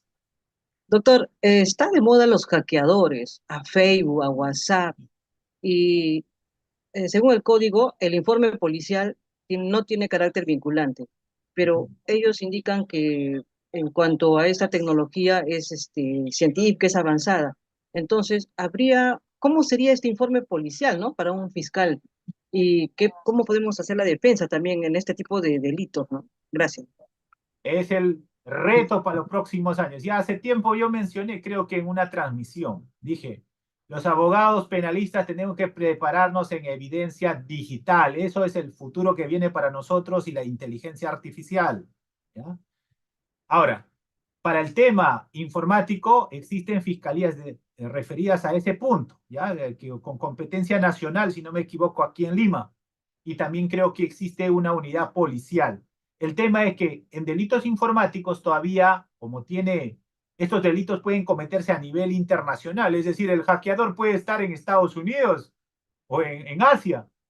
El tema es que no hay todavía cadenas de custodia electrónica. Por ejemplo, eso es un tema interesante para hacer tesis en pregrado, maestría. No existe cadena de custodia electrónica. ¿Cómo se asegura la evidencia? Así que, en ese punto, doctora, hay un vacío todavía que hay que mejorar en el sistema. Muchas gracias, doctor Henry. Estimado Alex Portilla, buenas noches. Adelante, por favor. Gracias. Doctor Henry, muy buenas noches y primeramente felicitarlo anticipadamente por su cumpleaños. La siguiente. El agraviado que declara en sede policial, ¿puede anularse su declaración pues, porque se realizó sin la presencia del abogado de los investigados. Estos investigados que todavía son, son sospechosos, solamente se tienen, digamos, sus fichas del RENIEC, pero no han sido, ellos desconocen, ¿no?, que están siendo investigados. ¿Esto podría anularse la declaración del agravio en sede fiscal? Muchas gracias por la respuesta. Primer punto. Si es contra los que resulten responsables y se toma la declaración del agraviado, ahí no se anula. Pero si existe ya individualización plena, con nombre y apellido de una persona, y se toma la declaración sin correr traslado al abogado defensor, sí debe declararse nulo, porque afecta el derecho de defensa. ¿Correcto? Ahí está la respuesta. Muy bien, siguiente. Muchas gracias, doctores. Por favor, los que no se han matriculado, ya saben, dejen su número de celular en el chat. Estimado Luis Cuba, adelante. Doctor, una pregunta. Usted habló sobre una modificatoria de 24 horas. ¿Es para la disposición fiscal? ¿Y qué norma es al respecto?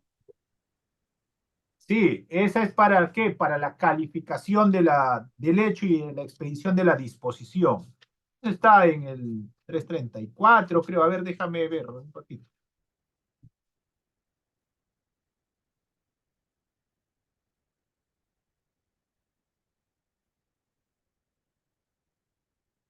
Ya. A ver, vamos con el siguiente. Voy a buscar y te doy, ¿ya? Pero te ha dado 24 horas. Eso ya está establecido normativamente. Gracias, doctor. Estimado Renzo, adelante, por favor, una pregunta. Gracias.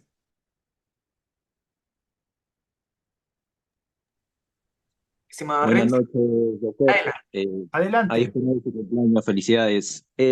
Usted dijo algo muy importante respecto a los peritos, ¿no?, que convoca la fiscalía, ¿no? En ese sentido, tomando en cuenta que usted ha sido parte del Ministerio Público, en la mayoría de casos, las personas que son investigadas no plantean un perito porque para dar un perito es un gasto económico considerable. Y ahora, ¿cómo se salvaguardaría ahí al investigado? Ya que dentro del objeto del peritaje, como usted dijo, ¿no?, también hay que objetar, ¿no? Entonces, para que se delimite el objeto, tiene que haber por así decirlo, un contraperito, ¿no?, que pueda dar el camino, ¿no?, para que no haya, por así decirlo, cierta, mm, que ayude más que todo al Ministerio Público y no a la investigación, ¿no?, por así decirlo. Usted, en su experiencia, ¿qué tomaría un investigado, bueno, la defensa del investigado, para suplir este defecto que en la realidad se ve mucho, ¿no? Gracias. El tema es, aquí, aunque suene raro, hay que ver lo siguiente. Casi en todos los delitos es prueba de descargo. Si es delitos sexuales, el que no presente su perito de parte está condenándose solo a la condena. Señores, yo creo que en mi opinión personal, Fiscalía va a hacer su pericia oficial, sí, pero tú como investigado en un delito de naturaleza sexual, primero, no hay prescripción. Segundo, pena efectiva. Tendrás que hacer todo lo posible para presentar tu perito de parte. Si no haces, es muy poco probable que estés en libertad. ¿Cuál creen que es el segundo bien jurídico más preciado de todos?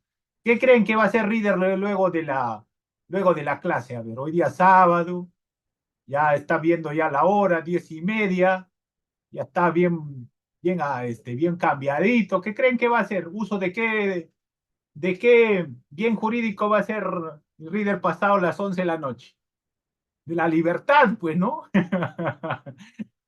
¿Correcto? Entonces, ese bien jurídico preciado después de la vida es la libertad. Así que las personas que están involucradas en un delito, yo soy de la opinión, tienen que hacer todo lo posible. ¿Para qué? Para conseguir su perito de parte. Quieran o no, es que la libertad ahí se está en juego, ¿ya? Entonces, desde la fiscalía no va a ser, pues, no va a pedir una pericia para el investigado, ¿no? La fiscalía hace una pericia oficial una sola. Para contraatacar esa pericia oficial se tiene que hacer pericia de parte. Muchas gracias, doctor. Estimado Michael, buenas noches. Adelante, por favor, y gracias quienes están dejando su número de celular para mañana comunicarme con ustedes a través de su WhatsApp para su registro. Adelante, estimado Michael, puedes activar tu audio. Bienvenido. Buenas noches. Buenas noches, doctor. Gracias por la ponencia. Doctor, una pregunta. En el tema de evidencia digital, ¿se puede cuestionar que un archivo no contenga un código hash Claro. para su estudio, o no se puede cuestionar porque no está regulado No, formalmente en sí, nuestro país? sí se puede cuestionar. Ese es el tema del vacío, pues, del cadena de custodia. Pero el hecho de que se pueda cuestionar o no, no lo invalida. Lo que tendrías que hacer es, justamente ahí tendrías que trabajar con perito de parte, la fuente, en este caso en concreto, de esa evidencia digital debería existir para la fiscalía. Ahí se puede ver si se ha manipulado o no esa información. Caso clave, por ejemplo, en cohechos. Hay un audio, está en el CD. ¿Cómo tú estableces si ese audio ha sido modificado o no? ¿Porque el policía lo puso ahí en el CD? ¿Porque tú lo has escuchado en tu computador ese audio? No, eso se puede establecer solamente a través de una pericia. Si primero, esa voz corresponde al investigado. Dos, si en este caso en concreto tiene cortes o no. Y eso lo único que puedes establecer es a través de la fuente madre, tiene que estar ahí. Por eso los peritos van a cuestionar. ¿Qué más cuestionan los peritos? Los programas utilizados, si esos programas tienen autorización o no, si son fiables o no para poder establecer la autenticidad, por ejemplo, de la voz. Pero todo eso tiene que ver con perito. Así que la recomendación es, abogado penalista, tiene que trabajar con expertos de otras ramas. No puedes hacer solo la defensa. Tienes que apoyarte en expertos de distintas especialidades. Muy bien. ¿Alguien más? A ver. Sí, doctor. Estimado, a ver, tenemos a Eric y Ali Morales. Con ustedes cerramos, por favor. Adelante, estimado Eric. Buenas noches. Muchas gracias, Reader. Buenas noches con los presentes. Buenas noches, doctor. Mucha felicidad por su nomástico. Doctor, mi pregunta es concreta. Es en la etapa de diligencias preliminares, no en la etapa de la formalización de la investigación preparatoria, no, sino en la etapa de diligencias preliminares. ¿La Fiscalía puede solicitar la medida de comparecencia con restricciones? No. Bajo ningún motivo. No, tiene que formalizar. Sí o sí formalizar. Sí, formalizar. Ya, doctor. Gracias, doctor. Muy bien. Vamos, siguiente. Muy bien, doctor. Damos pase a Ali Morales. Cerramos contigo, por favor. Estimado Ali Morales, bienvenido. Gracias, muy buenas noches. Doctor, muy interesante su ponencia. Ahora usted habló sobre el artículo 334, sobre la investigación preparatoria, el plazo de las diligencias preliminares. Según el artículo señala que es de 60 días, pero puede ser hasta 120 días. ¿Eso es correcto, diga? Claro, de acuerdo a la naturaleza del caso, el fiscal puede establecer un plazo distinto a los 60 días. Máximo Doctor, 120. Ya, supongamos en un delito de estafa o apropiación ilícita, el fiscal dispone que se realiza su disposición por 60 días para iniciar las diligencias preliminares. Y en esos 60 días no se presentó, por ejemplo, la parte agraviada, no se realizó una pericia y el fiscal quiere volver a ampliar 60 días. ¿Puedo presentar mi control de plazo? Claro, eso es lo que te he mencionado. Eso es lo que te he mencionado en la clase, claro. Porque ahí la prórroga no es de la preliminar, es de la prepa. Y ya para eso ya les he mencionado la norma, pues, hace un momento, ¿no? Ahí lo que tiene que hacer es sacar una sola disposición, decir, yo quiero investigar por 80 días, pero por estos motivos, porque es complejo, que no hay peritos, no sé, pero tiene que justificar. Muy bien, gracias.